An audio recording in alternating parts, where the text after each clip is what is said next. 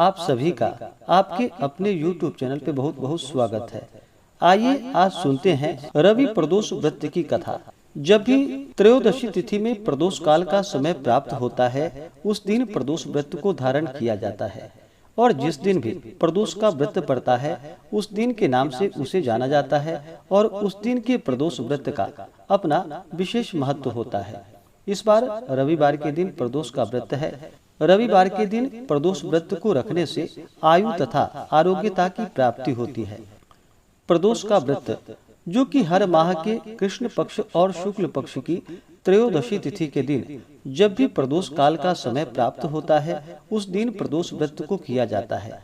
प्रदोष व्रत को रखने से 100 गायों को दान करने के बराबर पुण्य फलों की प्राप्ति होती है। तो आइए सुनते हैं रवि प्रदोष व्रत की कथा।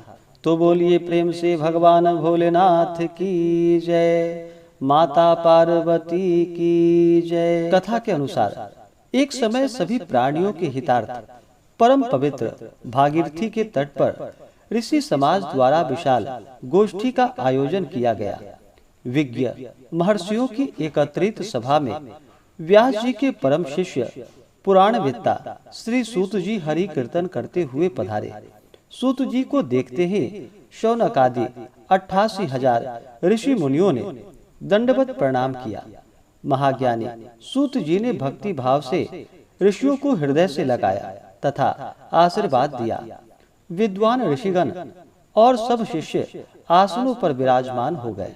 मुनिगण विनीत भाव से पूछने लगे कि हे परम दयालु, कलिकाल में भगवान शंकर जी की भक्ति किस आराधना द्वारा उपलब्ध होगी, हम लोगों को बताने की कृपा कीजिए। क्योंकि कलयुग के सभी प्राणी पाप कर्म में रत होकर वेद शास्त्रों से विमुख रहेंगे। दीन जन अनेकों संकटों से त्रस्त रहेंगे। हे मुनि श्रेष्ठ, कलिकाल में सत्कर्म की ओर किसी की रुचि नहीं होगी। जब पुण्य क्षीण हो जाएगा तो मनुष्य की बुद्धि असत कर्मों की ओर प्रेरित होगी, जिससे दुर्विचारी पुरुष वंश सहित समाप्त हो जाएंगे। इस अखिल भूमंडल पर जो मनुष्य ज्ञानी होकर ज्ञान की शिक्षा नहीं देता, उस पर परम पिता परमेश्वर कभी प्रसन्न नहीं होते। हे महामुनि, ऐसा कौन सा उत्तम व्रत है जिससे मनोवांछित फलों की प्राप्ति होती है? कृपा करके आप मुझे बतलाइए।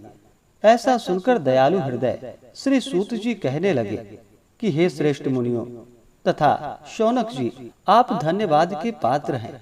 आपके विचार सराहनीय हैं एवं प्रशंसनीय हैं। आप वैष्णवों में अग्रगण्य हैं, क्योंकि आपके हृदय में सदा परहित की भावना रहती है।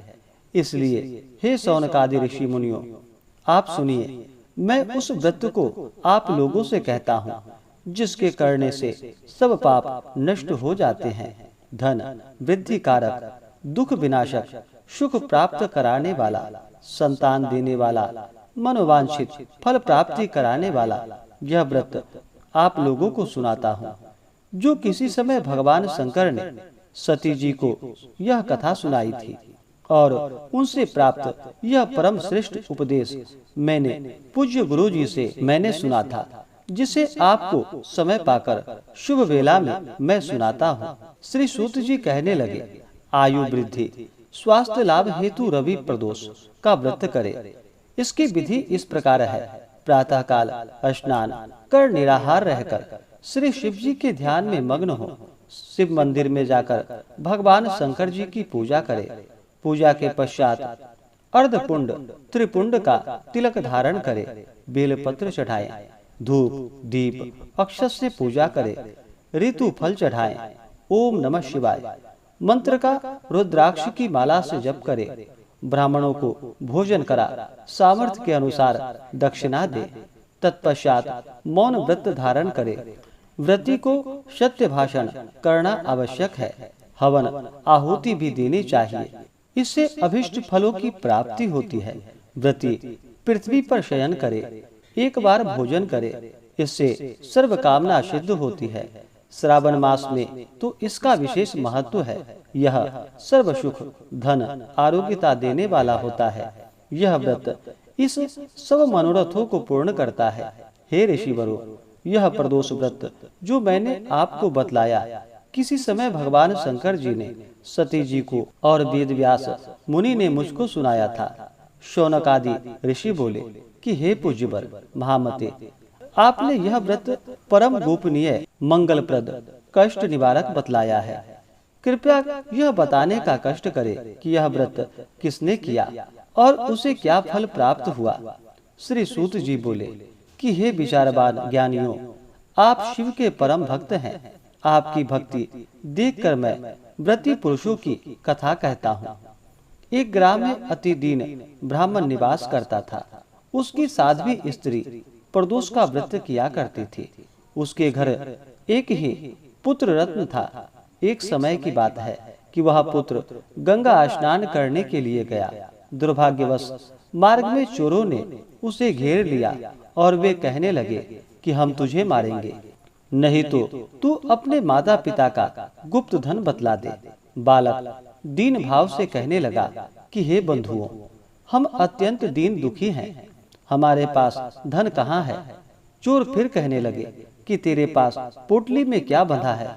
बालक ने निसंकोच उत्तर दिया कि मेरी माता ने मुझे रोटी बनाकर बांध कर दी है। दूसरा चोर बोला कि भाई, यह तो अति दीन दुखी है, इसे छोड़िए। बालक इतनी बात सुनकर वहां से प्रस्थान किया और एक नगर में पहुंचा। नगर के पास एक बरगद का पेड़ था। बालक वहां पर बैठ गया और थककर वृक्ष की छाया में सो गया। उस नगर के सिपाही चोरों की खोज कर रहे थे कि खोज करते करते उस बालक के पास आ गए। सिपाही बालक को भी चोर समझकर राजा के समीप ले गए। फिर राजा ने उसे कारावास की आज्ञा दे दी। उधर बालक की माँ भगवान शंकर जी का प्रदोष व्रत कर रही थी। उसी रात्रि राजा को स्वप्न हुआ कि यह बालक चोर नहीं है, प्रातः छोड़ दो, नहीं तो आपका वैभव राज्य सब शीघ्र ही नष्ट हो जाएगा। रात्रि समाप्त होने पर राजा ने उस बालक से सारा वृतांत पूछा।